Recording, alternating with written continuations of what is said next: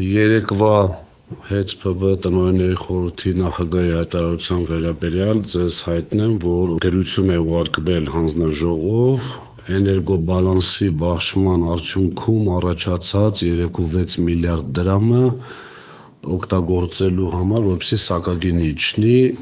ինչին կարճ ասած մերժում էր եկել։ Իմիջիալոց այդ առաջարկը մենք կարել ենք մինչև Սամվել Կարապետյանի կալանքի տակ հայտնվելը։ Ես օֆիցիալ հայտարարում եմ, որ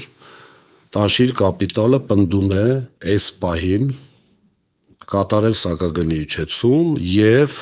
մեր ժողովրդին էլ ուղղակի տեղյակ եմ պահում, որ դա լինելու է միայն եւ միայն Տաշիր կապիտալի Սամվել Կարապետյանի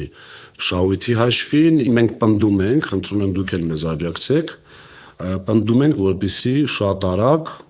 կատարվի այդ փոփոխությունը եւ սակագնի իջեցում տեղ ունենա, հաշվի առնելով, որ մեր ազգաբնակչությունը րոպե առաջ, օր առաջ պետք է ավելի էժան սակագնով այսպես վճարի։ Այնտեղ նամակի մեջ նշված էր տարվա վերջին վերանայենք, տարվա վերջին մնացել է 2 ամիս, ինձ ասեմ, այս 2 ամիսը ձմեռվա ամիսները գիտեք, որ շատ է հոսանք ծախսվում։ Շատ ավելի լավ հիմա արեք, որպեսզի այս շատ ծախսած հոսանքի համար ավելի քիչ վճարվի, որոշակի չափով զսպվի բեռը ժողովրդի համար։ Հիմա պնդում եմ ես հիմա որպես